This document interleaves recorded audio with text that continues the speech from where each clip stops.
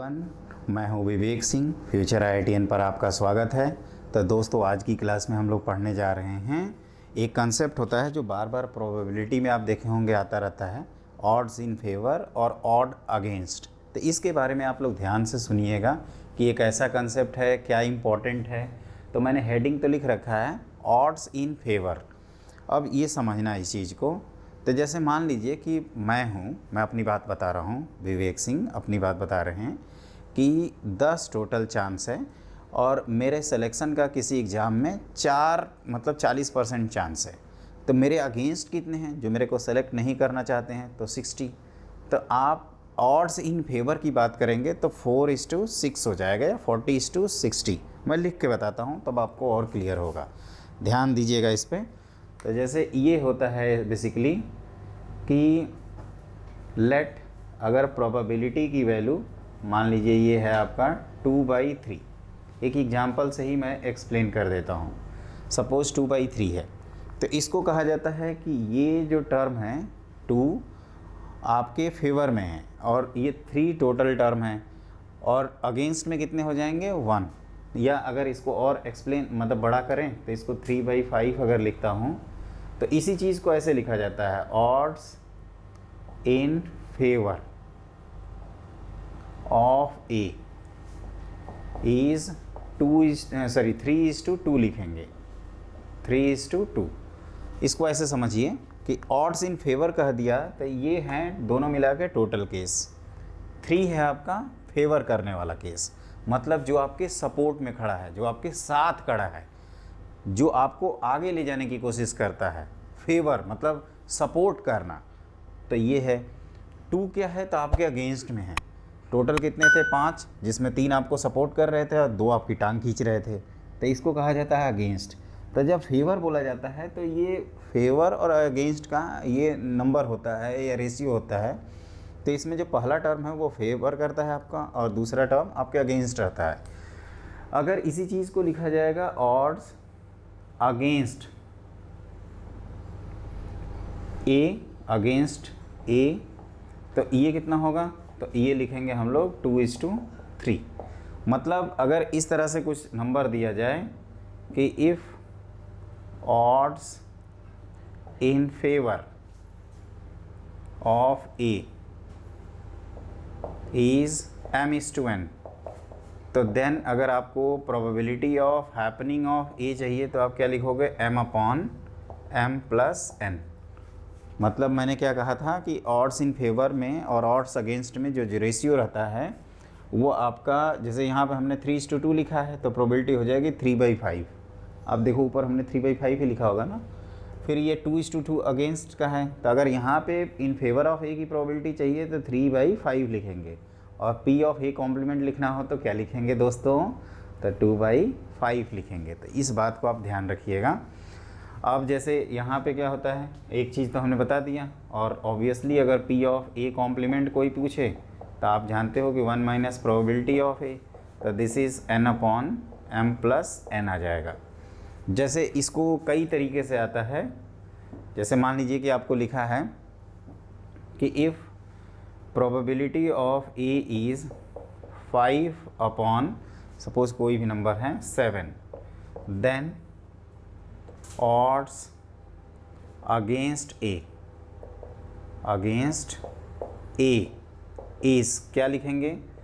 तो देखो 5 हैं आपके सपोर्ट करने वाले केस, 7 हैं टोटल केस, तो 2 हो गए आपके अगेंस्ट में।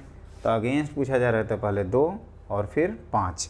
एक चीज़ ध्यान रखना बच्चों, जब भी ये रेशियो रहता है ना दोस्तों, तो ये रेशियो में जब ऐड करते हैं तो हमें टोटल केस मिलता है, चाहे वो फेवर का केस हो या अगेंस्ट का केस हो।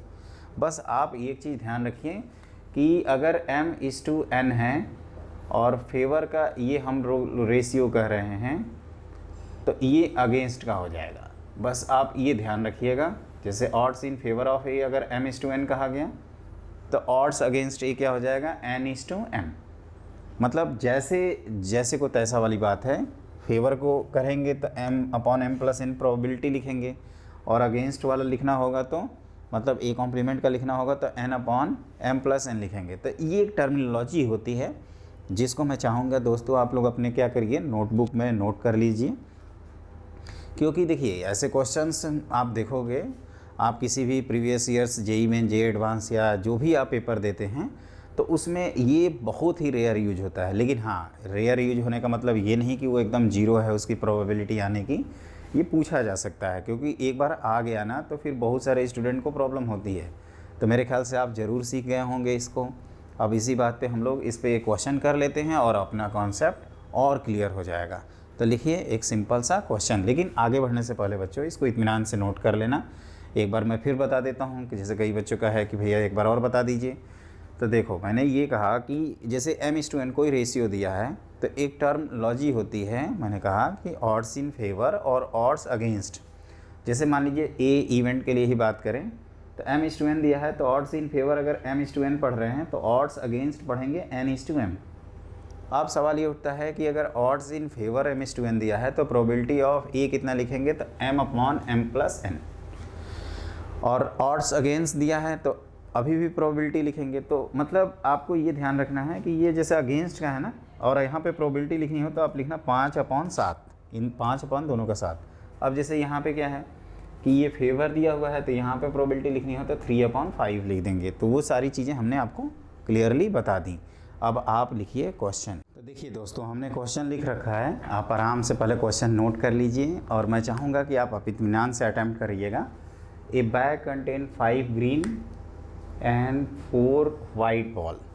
मतलब आपके पास टोटल कितने बॉल हैं, तो आप कहोगे 5 ग्रीन हैं और 4 वाइट हैं। टोटल कितने हो गए, कितने हो गए टोटल, तो आप कहोगे 9 हो गए। आगे बढ़ते हैं। अब क्या कह रहा है कि if 3 balls are drawn at random, what is the probability, then find odd against this being green ball. आपको ग्रीन बॉल के अगेंस्ट मतलब ऑड्स अगेंस्ट पता करना है। तो हम लोग क्या करेंगे बच्चों, सिंपली अपना probability of getting green ball निकालेंगे और उसके बाद हमने आपको बता ही दिया है कि ऑड्स इन फेवर और ऑड अगेंस्ट कैसे लिखते हैं। तो देखिए क्या ध्यान से, अब यहाँ पे टोटल क्या गिवन है, तो आपको गिवन है 5 आपके पास ग्रीन और 4 वाइट बॉल हैं। कुछ नहीं दिया है तो इनको डिस्टिंक्ट ट्रीट करेंगे। तो आपसे मैं पूछूं कि NS मतलब टोटल केस कितना हो गया, तो आप कहोगे 9C3। अगर यहाँ पे हम बोलें कि ग्रीन का कितना केसेज हो गया ग्रीन बॉल निकालने का, तो number of ways of getting 3 green ball. तो ये कितने हो गए भाई, ये इसको देखा जाए तो ये हो गए, आप कहोगे कि टोटल है ग्रीन बॉल 5 और जिसमें हमने 3 का सिलेक्शन किया। तो ये हम लोगों को पता है बच्चों 10 होता है। ये कितना होता है, तो 9, 8, 7/6। तो ये 12 कितना हो जाता है 84। तो अगर हम probability of getting green ball निकालें,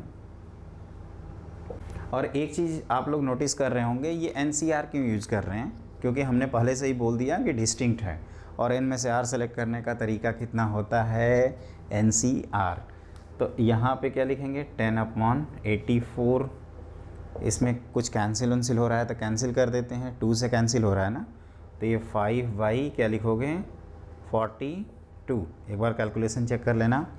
अब देखिए आपके 5 क्या हैं, सपोर्ट कर रहे हैं, ये सपोर्ट करने में हैं, और कितने आपकी टांग खींच रहे हैं, टोटल हैं 42, मतलब 37 हमारी टांग खींचने में लगे हुए हैं।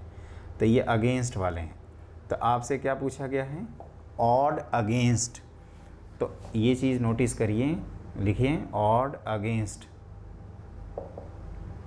जो क्वेश्चन की लाइन है उसी को रिपीट कर देते हैं, odds against these ball being green. क्या लिखोगे, तो हमने सपोर्ट और अगेंस्ट का बताया था, तो ये लिख देंगे 37:5। ये चीज़ ध्यान रखिएगा, 37:5 लिखना है। क्लियर। तो बच्चों एक चीज़ ध्यान रखिए कि अगर ये दिया जाए और पूछा जाए कि ग्रीन का प्रोबेबिलिटी कितना होगा, तीनों के तीनों ग्रीन बॉल हो जाएं, तो 5/37 37 प्लस 5 कितना हो जाएगा 42। और ग्रीन बॉल ना हो तो उसके लिए क्या करेंगे, आपका 1 माइनस तीनों के तीनों रेड बॉल हो जाएं, तो फिर क्या करोगे उसके लिए, तो कहोगे कि सर आप ऐसा करिए कि जैसे ग्रीन वाला निकाला उसी तरह से रेड का निकाल सकते हैं। तो ये आपका हमने क्वेश्चन सॉल्व कर रखा है, इस बात को आप ध्यान रखिएगा। 1 माइनस नहीं करते हैं क्योंकि बहुत सारी पॉसिबिलिटीज़ भी यहाँ पे आ जाएंगी, ये उस पे मत जाइए, वो तो जैसा जितना केसेज रहेगा उतना आप सॉल्व कर सकते हैं। तो देखो पहली चीज़ क्या बताया हमने, एक एक करके बता दूँ। ये ग्रीन दिया है, रेड दिया है, तो NS लिख दिया 9C3। ग्रीन बॉल को निकालने के लिए जो नंबर ऑफ वेज हैं वो 5C3। रेशियो लिया, प्रोबेबिलिटी ऑफ गेटिंग ग्रीन आ गया। जब प्रोबेबिलिटी m/n आता है, सॉरी m/n, तो उसको भी हम लोग कैसे लिखते हैं वो हमने आपको बता रखा है। तो 5 आपके सपोर्ट में थे और 37 आपके अगेंस्ट में थे, और टोटल केस कितने थे 42। तो उस बात को आप ध्यान रखिएगा। ये हो गया ऑड्स इन फेवर, तो ऑड्स अगेंस्ट क्या करेंगे, इसी का उल्टा लिख देंगे। तो मेरे ख्याल से मैंने अपनी तरफ से ये कॉन्सेप्ट बता दिया है।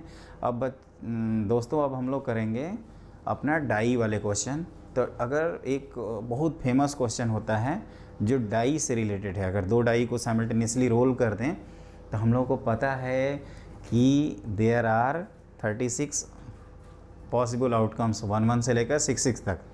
तो उस पे बेस जो भी क्वेश्चन आए एग्ज़ाम में आपके अकॉर्डिंग रिलेटेड टू 2 डाइस, तो हम चाहेंगे कि आप क्या करिए, उसको मैट्रिक्स फॉर्म में, एक रेक्टेंगुलर फॉर्म में लिख के और चीज़ें इजीली सॉल्व किया करिए। मैं कुछ क्वेश्चन बताऊंगा तो आपको और कंसेप्ट क्लियर होगा। तो आप लिखिए अगला क्वेश्चन। जो ये चीज़, ये डाइस प्रॉब्लम है, मैंने कुछ चीज़ें पहले से ही आपके लिए बना रखी हैं और आप इत्मीनान से आप भी बनाइएगा। जैसे आप अगर कॉपी नोटबुक में आपकी जो भी जगह है उसमें आप एक क्या करिए, 6x6 का एक मैट्रिक्स फॉर्म में ऐसे टेबल बना लीजिए। आप पहली बार देखेंगे तो आपको लगेगा कि क्या बनाया हूँ, क्या बेवकूफ़ी किया हूँ। बच्चों तो ये बेवकूफ़ी नहीं है, आपको समझाने के लिए बहुत अच्छी चीज़ है। पॉइंट टू बी नोटेड दोस्तों, एक बार अगर आपको समझ में आ गया तो इस तरह का यकीन मानिए, आप कोई भी क्वेश्चन जेई का हो या किसी भी एग्ज़ाम का हो, जेई छोड़िए, किसी भी एग्ज़ाम का अगर आप देना चाहें तो आसानी से कर लेंगे। इसमें क्या है, मैंने जो हम लोग आउटकम्स होता था 1-1 से लेकर 6-6 तक, जिसमें हमने आपको पहली क्लास में केवल डॉट करके दिखा दिया था। अब एक्चुअली वहाँ पे हमने 36 आउटकम्स दिखा रखे हैं। जैसे ये 1,1, 2,2, अगर 1,1 लिखेंगे तो स्पेस और कवर करेगा, पता चला बोर्ड में सिर्फ आउटकम्स दिखा रहे हैं। तो इसलिए हमने शॉर्ट नोटेशन में लिखा है 1, 2, 1, 3, 1, 4, 1, 5, 1, 6 से लेकर 6 तक। तो इसमें क्या है कि जो ये लिखा हूँ कि throwing a pair of dice, मतलब पहला जो आउटकम है वो, जैसे हम लोग मैट्रिसेज में, जो बच्चे मैट्रिक्स के बारे में जानते हैं, आपको आइडिया होगा कि रो बाई कॉलम लिखते हैं। तो जो पहली चीज़ होती है वो आपका रो, और जो दूसरी चीज़ होती है उसको कॉलम। तो यहाँ पे ये फर्स्ट डाई है, ये सेकंड डाई का आउटकम है। तो आपको एक हमने इधर टेबल बनाया है जिसका एक रो हमने फिलअप कर रखा है और ये उसकी रिस्पेक्टिव प्रोबेबिलिटी चाहिए। तो आपने अगर पेयर ऑफ डाई को थ्रो किया है या रोल किया है और सम 2 आए उसकी प्रोबेबिलिटी, तो सम 2 मतलब देखो एक चीज़ ध्यान से ऑब्जर्व करना, थोड़ी सी इंटरेस्टिंग है। ये इस तरह से हम लोग अपना पेन ले चलेंगे, है ना। तो ये है 1-1, मतलब सम मिनिमम कितना आएगा 2, और ये सम मैक्सिमम कितना आएगा 12, और दोनों के केवल एक ही एक केस है। जब हम आगे बढ़ेंगे तो ये दो डब्बे में पड़ा गया ना, ये आपका पेन 2 डब्बों में पड़ गया, तो क्या कहेंगे, सम 3 आएगा 1, 2 और 2, 1 से। एक चीज़ और आगे बढ़ाते हैं, तो देखिए ध्यान से देखना दोस्तों, ये आएगा 3, तो 1, 2, 3, 4 सम वाले कितने केस हैं 3। उसी तरह से 5 सम वाले ये कैसे जाएंगे आपके, एक बार देखिए नोटिस करिए। फिर उसी तरह से 6 सम वाला केस आएगा, 6 सम वाला आएगा 5, 1, 4, 2, 3, 3, 2, 4, 1, 5। और उसी तरह से 7 सम वाला सबसे डायगोनल होगा, और ये डायगोनल में कितने मेंबर्स होंगे, 1, 2, 3, 4, 5 और 6। उसी तरह से जैसे आप डायगोनल को क्रॉस करोगे फिर से सम क्या आ जाएगा, तो कहोगे कि फिर से सम आ जाएगा सर, जैसे आपका 7 7 है, फिर 6, फिर 5, फिर 7 के बाद 8, इस तरह से चलता जाएगा। जैसे आप आगे बढ़िए, देखिए जैसे ये आपने किया, तो अब हम इसके नीचे जाएंगे तो क्या है, ये 8 सम वाले हैं, फिर ये 9 वाले हैं, दिख रहा होगा आपको, ये 10 वाले हैं, और ये 11 और ये 12। तो नो डाउट नंबर, सम का नंबर जो है वो बढ़ता जा रहा है, लेकिन जो केसेज हैं वो फिर से रिपीट कर रहे हैं। और प्रोबेबिलिटी में तो हम लोग नंबर का रेशियो लेते हैं। तो यहाँ पे 1 आया तो ये हमने 1/36 लिख दिया। 36 क्यों 36? तो कहोगे कि सर टोटल केस हैं 36, रिक्वायर्ड केस है 1। उसी तरह से यहाँ पे भी 1/36। तो ये पैलिंड्रोम टाइप का, पैलिंड्रोम होता है बच्चों ऐसे लेटर्स जिसको लेफ़्ट साइड से पढ़ें राइट साइड से पढ़ें सेम आता है। जैसे जैसे ABA आप लेफ़्ट साइड से पढ़ो राइट साइड से पढ़ो सेम आएगा। उसी तरह से AA जैसे इस तरह से किया आपने AB, फिर मतलब दोनों साइड से पढ़िए और उल्टा सीधा पढ़ने से अगर आपको स्पेलिंग पे कोई फ़र्क ना दिखे, वो स्पेलिंग आपकी सेम भी हो सकती हैं अलग अलग भी हो सकती हैं, तो उसी को कहते हैं पैलिंड्रोम। जैसे 1/36 लिखा तो इधर भी 1/36 लिख दिया, क्योंकि सिमिलर केसेस थे। यहाँ हमने क्या दिखाया 2/36, तो आप कहोगे इधर भी 2/36, इधर आपका 3/36, तो इधर भी 3/36, फिर ये 4/36, यहाँ पे भी 4/36, यहाँ 5/36। ये समझ में आ रहा है ना कैसे भर रहा हूँ? कई कह रहे हैं नहीं आ रहा है, चलो भाई नहीं आ रहा है तो एक बार और बता देते हैं। जैसे सम 8 चाहिए तो 8 सम कहाँ आएगा? ये है 2 6 1 2 3 4 5। तो देखिए 8 सम 5/36 ही तो लिखा हूँ, और डायगोनल वाला कितने थे 6, तो ये आ गया 6/36। हमें पता है बच्चों आपका दिल कहता होगा कि 6/36 को सर 1/6 लिख दो, बहुत पत्थर रख के आप लिखते होगे, लेकिन बच्चों ऐसे ही लिखना आप, क्योंकि इस तरह से याद करना आसान होता है। इसको मैं याद नहीं कहूँगा करने के लिए, क्योंकि जस्ट एक ऑब्जर्वेशन है। अगर आप एनालिसिस कर लोगे पेयर ऑफ डाइस का तो आप कोई भी क्वेश्चन कर सकते हैं। जैसे इसमें एक क्वेश्चन और करते हैं। जैसे आपसे कहा जाए कि प्रोबेबिलिटी ऑफ, ये मान लीजिए क्वेश्चन 1 हमने कर लिया, अब अगला है प्रोबेबिलिटी ऑफ गेटिंग डबलेट्स। अब ये डबलेट्स क्या है भाई? तो डबलेट्स मतलब 1 1 2 2 3 3 4 4 5 5 6 6, मतलब जो सेम आउटकम्स होते हैं उनको। तो वो कितने केसेज होते हैं? 6 आउट ऑफ 36, तो ये हो जाएगा 1/6। उसी तरह से अगर आपसे पूछा जाए कि प्रोबेबिलिटी ऑफ गेटिंग, इसमें तीसरा क्वेश्चन है प्रोबेबिलिटी ऑफ गेटिंग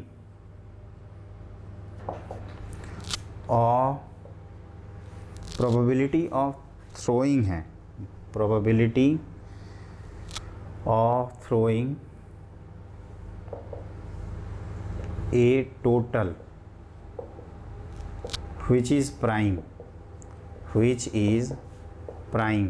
तो वो कैसे करेंगे? तो वो भी आप कह सकते हो कि ये जो सर आपने टेबल बनाया है इसके आराम से आप काउंट कर सकते हैं। इसमें प्राइम नंबर कौन कौन से हैं? तो 2 है, 3 है, 5 है, 7 है, फिर 11 है, और तो कोई नहीं है ना? एक बार चेक कर लेना। 2 3 5 7 8 9 तो है नहीं, 10 भी नहीं है, 11। तो ये टोटल कितने केस हुए? गिनो इनको। तो ये केवल जोड़ देना है इनको। तो 1 2 हो गया 3 और 3 4, 3 4 कितना होता है? 7 7 और 6, 7 और 6 13। जल्दी करिए 13 के बाद 2, 13 + 2 15, 15/36। एक बार चेक कर लेते हैं आंसर। 15/36 कहाँ गया भाई? सही है। तो ये चीज़ है बच्चों, मतलब प्राइम कहे, कंपोजिट कहे, जो मन करे कहे, एक बार ये टेबल बना लोगे ना तो सारा आंसर कर लोगे। अब ये हमने आपको इस तरह से बता दिया, इसको इत्मीनान से आप नोट कर लीजिए। इसको कहते हैं हम लोग डाइस प्रॉब्लम, जिसमें अभी तो मैंने 3 ही क्वेश्चन लिखे, और एग्ज़ाम में क्या होता है जब ये आएगा ना तो कई बच्चे नहीं कर पाते हैं। तो इसमें क्या करते हैं कि जैसे ये टेबल अगर आपको मालूम है तो आप बड़ी आसानी से क्वेश्चन सॉल्व कर लोगे। और टेबल का ये 1 1 2 2 3 3 4 4 ये मैंने जो बता रहा था वो आप ध्यान रखना। कभी भूल गए तो याद कर लेंगे, अरे भाई टोटल सम 2 के लिए 1 1 ही केस है, सम 12 है उसके लिए कितने केसेस हैं? 6 6, और सम 2 और 12 के बीच में भी आएगा। अगर सम 13 पूछ दिया जाए तो उसके कोई केस नहीं है, तो उसकी प्रोबेबिलिटी क्या कर देंगे? 0। तो ये हम अब मिटा रहे हैं। अब इसके बाद आपको कराते हैं इस पर नेक्स्ट क्वेश्चन। ये आपका टेबल बना ही रहेगा, मैं कुछ क्वेश्चन और नोट करता हूँ, फिर उसको इत्मीनान से सॉल्व करेंगे। अब देखिए एक पार्ट हमने और लिखा है कि if A is the event, जैसे हमने एक्सपेरिमेंट क्या बताया था? Throwing a pair of dice. A B the event, the sum of the number is 6। Sum कितना होना चाहिए आपका? 6 होना चाहिए। और बी क्या है? The event of largest of 2 number is 4। मतलब नंबर का जो आपको ये लिखा है कि सम आपका 6 भी आना चाहिए और लार्जेस्ट नंबर आपका 4 आना चाहिए। तो अब देखते हैं सम 6 किस केस में आता है। तो आप कहोगे कि सम 6 आएगा आपका, सम 6 आने का क्या चांसेज हैं। देखिए सम 6 आएगा इस केस में, आप इस तरह से कह सकते हो, ये आपका 6 वाला केस था। तो कितने हैं, 1 2 3 4 5। तो यहाँ पे हम लोग क्या लिखेंगे, सम 6 आ जाए तो उसके लिए 5 केस, और 2 नंबर लार्जेस्ट कितना है 4। तो देखो अगर एक चीज़ नोटिस करना बच्चों, अगर आपको सम 6 चाहिए तो उसके लिए हमने कितने केसेस बताए, या आप ऐसे कर सकते हैं, इसको हम लोग प्रॉपरली लिख भी सकते हैं। सम 6 के लिए 1 5, फिर क्या बताया आपको 2 4, फिर 3 3, फिर 4 2, और फिर 5 1। एक तो ये हो गया। और सम 4 आ जाए उसकी प्रोबेबिलिटी, तो वो चेक करते हैं। तो सम 4 वाला ये कॉलम है, इस तरह से कर सकते हो, ये जो है, और ये एक प्रकार से लार्जेस्ट नंबर आपका 4 आना चाहिए, लार्जेस्ट ऑफ द 2 नंबर्स। तो ये कह सकते हैं एक प्रकार से, ये जो रो है, तो इसको लिखा जाए तो 4 1, फिर 4 2, 4 3, फिर 4 4, फिर 3 4, फिर 2 4, और फिर 1 4।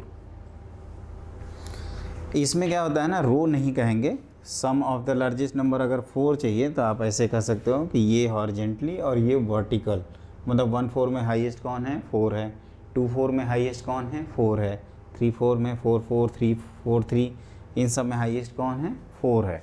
तो वो उसके टोटल कितने केसेज हैं तो गिना जाए तो 3 3 6 1 7 केस। तो आप कह सकते हो कि नंबर ऑफ़ एलिमेंट इन, अगर मैं पूछूं कि ए इंटरसेक्शन बी कितना है, पहले तो ए इंटरसेक्शन बी की बात कर लें। तो ए इंटरसेक्शन बी में आपके आएंगे कौन कौन से केसेज हैं, तो एक ये है आपका और दूसरा ये। तो आप कह सकते हो कि 4 2 है और 2 4 है। तो अब यहाँ से आप आसानी से काउंट कर सकते हैं। अगर number of intersection of probability चाहिए तो दिस इज़ 2/36, और यूनियन की प्रोबेबिलिटी चाहिए तो इसमें कितने थे 5, इसमें थे 7 7 5 12, उसमें से 2 घट गए, तो ये लिख देंगे 10/36। तो इससे रिलेटेड आप कोई भी प्रॉब्लम कर सकते हैं। कुल मिला के ऑब्जेक्टिव ये है बच्चों कि जो डाइस के प्रॉब्लम्स हैं ना, उनको मैं चाहूँगा कि आप एक जगह करिए, और वो जो टेबल स्पेशली सम वाला बनाया था ना उसको याद रखिए। और इस तरह से अगर आप मैट्रिक्स फॉर्म में डील करेंगे तो आपका कभी भी क्वेश्चन गलत नहीं होगा। ये तो इन जनरल है, अगर मान लीजिए सिर्फ ये क्वेश्चन आता है तो इस टेबल को बनाने की कोई ज़रूरत नहीं है। इसमें तो बस मैं ये दिखाना चाहता था कि सम आपका 2 एक बार आता है और सम 12 भी एक बार आता है, तो उसके लिए बनाया था। इस क्वेश्चन के लिए नहीं भी बनाओगे तो चलेगा। हाँ, एक सीक्वेंस में लिखना, जैसे 1 5 लिखा, 2 4 लिखा, 3 3 लिखा, तो इसमें कभी चीज़ें गलत नहीं होंगी। तो इस तरह से हम लोगों ने अपना ये डाई से रिलेटेड क्वेश्चन कर लिया। अब इसमें एक क्वेश्चन और है, उसको भी नोट करते हैं। तो लिखिए अगला क्वेश्चन। तो बच्चों ये जो क्वेश्चन है ये काफ़ी टिपिकल है, अगर आप इस पर ध्यान नहीं देंगे तो आपका ये क्वेश्चन गलत हो सकता है। इसमें क्या है पहले से ही समझिएगा। हमने डाइस प्रॉब्लम पिछले पार्ट में करा दिया था, तो उसमें हमने 36 केसेस कंसीडर किए थे, क्योंकि हमें सभी कंसीडर करना था। अब इन्होंने पहले से ही ये कंडीशन लगा दी, और देखो हमने बोल ही दिया कंडीशन, और इसका अगला टॉपिक हम लोगों का बच्चों अब कंडीशनल प्रोबेबिलिटी है। आप कह सकते हो कि ये कंडीशन सुपर इम्पोज्ड है, तो ये कंडीशनल प्रोबेबिलिटी का क्वेश्चन है, लेकिन हम लोग बिना उसको जाने ही एक बार क्वेश्चन करने की कोशिश करते हैं। तो ये लिखे हैं कि if 2 numbers appearing on the dice are different, 2 dice हैं और दोनों नंबर आपके डिफरेंट हैं, तो आप ये पता करो कि सम जो है वो आपका 6 आ जाए। तो सबसे पहले होता है कि NS में कितने नंबर्स लिखेंगे। तो अब आपको 1 1 2 2 3 3 4 4 5 5 6 6 नहीं लिखना होगा। तो NS में यहाँ पे होंगे 30 नंबर्स। एक चीज़ ध्यान रखिएगा, जल्दीबाजी में हम लोग ये लिख देते हैं जो कि गलत है। यहाँ पहले से ही कंडीशन है कि आपका जो नंबर्स है वो क्या है, डिफरेंट है। अब सम 6 चाहिए, तो एक एक पार्ट में अच्छे से समझा देता हूँ। तो जैसे मान लीजिए कि सम ऑफ द नंबर इज 6, ये लिखा हो, सम ऑफ द नंबर्स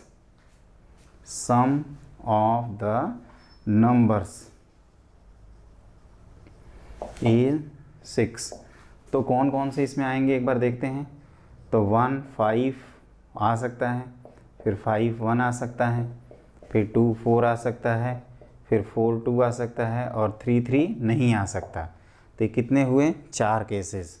तो इसकी प्रोबेबिलिटी लिख देंगे अपना 4/30। ऐसे ही लिख के छोड़ दीजिए, सिंप्लीफाई मत करिएगा। अब दूसरा केस में कह रहा है कि सम जो फेस है 1 अपीयर, फेस 1 अपीयर, 1 को मैंने ऐसे शॉर्ट में लिख दिया। तो इसमें कौन कौन से होंगे? अब हमें 1 के दर्शन होने ही चाहिए और रिपीट नहीं कर सकते। तो कौन कौन लिखेंगे? तो 1 2, फिर 1 3, फिर 1 4, 1 4, उसके बाद कहोगे कि 1 5, फिर 1 6, फिर आपका 2 1, ऑब्वियसली फिर सेम नंबर नहीं करना है, फिर 3 1, 4 1, 5 1 और 6 1। जो मैंने चार्ट बनाया था आप आसानी से उससे निकाल सकते हैं आंसर। तो ये हो गए आपके 4 2 8 और 4 4 2 6 4 10 केसेज हो गए। तो प्रोबेबिलिटी ऑफ बी आपका हो गया टोटल 10/30। इस तरह का केस हो गया। अब सम 4 और लेस चाहिए, मतलब सम हमें क्या चाहिए? 4 और लेस, मतलब आइदर 2 और 3 और 4। तो ये चीज़ ध्यान रखना है। तो एक एक करके मैं आपको बता रहा हूँ, पहले आप इतना आराम से नोट कर लीजिए। आप चाहें तो उस टेबल में भी बार बार आंसर देख सकते हैं। जैसे आपको सम कितना फेस 1 अपीयर, तो आप 1 वाला डायरेक्टली देख लेना और उसमें केवल एक केस रिजेक्ट हो जाएगा। आप कहोगे कि 1 1 वाला। तो टोटल पहले कितने आते थे? 11 केस आते थे, उसमें एक केस हटा दिया हमने 1 1। तो डायरेक्टली भी आंसर कर सकते हो कि सर आपका आंसर जो है 11 में से एक गया 10, तो 10/30 आ जाएगा। क्लियर? अब हम लोग करते हैं कि सम 4 और लेस कैसे आएगा। तो उसके लिए मैं एक एक करके, ये तो आपने नोट कर ही लिया होगा, आराम से आप नोट कर लीजिएगा। अब देखिए, जैसे इसमें कहा है कि आपको सम 4 और लेस चाहिए, तो अब हमें आइदर 4 और 3 और 2 सम चाहिए। तो ये मान लीजिए सी इवेंट है, सम 4 और लेस। तो अब देखो सी में कौन कौन से एलिमेंट्स आएंगे। तो 1 1 लिख नहीं सकते, तो क्या लिखेंगे? 1 2, मतलब सम 2 वाला केस रिजेक्ट हो गया। अब 1 2 के बाद क्या आता है? 2 1 और 4 4 का 1 3 और 3 1, क्योंकि हम लोग 2 2 तो लिख नहीं सकते, ये अगर लिखेंगे तो ये कंसेप्ट गलत हो जाएगा। तो यहाँ पे क्या, जानबूझ के वैसे काटा, तो यहाँ पे रिक्वायर प्रोबेबिलिटी ऑफ सी कितना आ जाएगा? तो 4/30। अब आपको चाहिए कि आपका जो फोर्थ केस है वो सम आपका क्या चाहिए? इवन चाहिए। तो सम इज़ इवन। मान लीजिए ये अपना जो इवेंट है वो डी है, तो डी में कौन कौन से नंबर्स लिखेंगे? तो इवन में आएगा अपना 2 4 6 8 10 और 12। ये तो 6 6 में था, तो ये दोनों क्या हो जाएंगे? रिजेक्ट हो जाएंगे। मतलब 4 6 8 10 का ही आंसर चाहिए। तो पहले 4 का ढूंढते हैं, तो 1 3, फिर 3 1, कंप्लीट 2 2 लिख नहीं सकते 6 6 का, तो 1 5 5 1, फिर 2 4 और 4 2। आप वैसे गिनता और 3 3 लिख नहीं सकते, 8 के लिए काउंट करते हैं।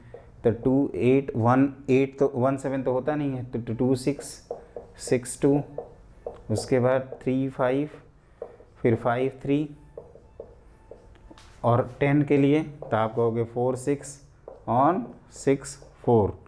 तो ये कितने हो गए आप गिनिए? तो 2 2 4 2 6 2 8 2 10 2 12। तो ये आंसर हम लोग लिखेंगे इसका।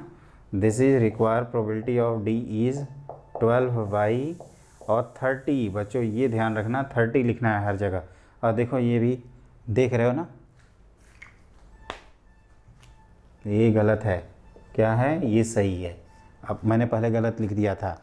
आप गलती तो नहीं करोगे मेरी तरह तो गलती नहीं करोगे ना? नहीं करोगे, आप स्मार्ट हो। तो बच्चों आज की क्लास में हम लोगों ने क्या क्या पढ़ा, ये अच्छे क्वेश्चंस हैं। मैं इतना आराम से आपको बता रहा हूँ, आपको 100% समझ में भी आएगा। अगर नहीं समझ में आए तो मेरा यही ख्याल है कि आप एक बार खुद से अटैम्प्ट करिए, क्योंकि बच्चे जो खुद से की जाती है ना चीज़ें, वो बहुत बेहतर होती हैं। उसके बाद भी नहीं समझ में आया तो नीचे वाला कमेंट बॉक्स पूरा भर दीजिएगा।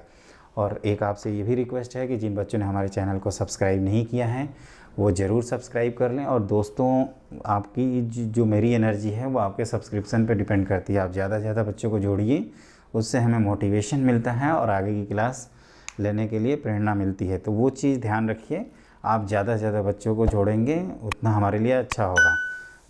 तो wish you all the best, have a great luck.